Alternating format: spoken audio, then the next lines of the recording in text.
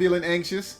In the book of Philippians, chapter 4, around verses 6 and 7, the Apostle Paul tells us that we shouldn't be anxious about anything and that we should take our requests to God. And then he also talked about the peace of God being made available to us because we've taken everything to God in prayer.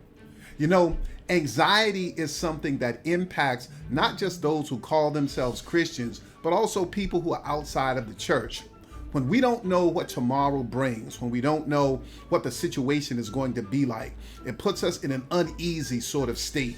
And sometimes we get into that, what I call the what if trap. You know what I'm talking about? What if this happens or what if that happens? In fact, for some of us, we can spend entire nights without sleep just trying to figure out what's going to happen the next day and running all the possibilities through our minds. And in the morning, we discover that we should have got some sleep the night before because we still don't know what's going to occur.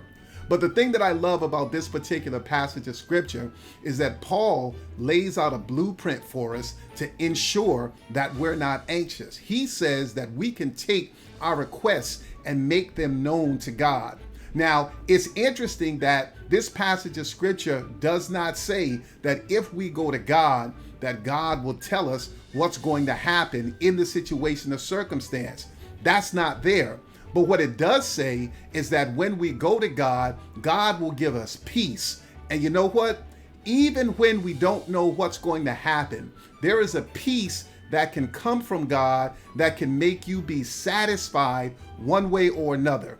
You see, it's not knowing what God is going to do. It's realizing that God is going to be with you in it. And whatever God does has to be better than him doing nothing at all.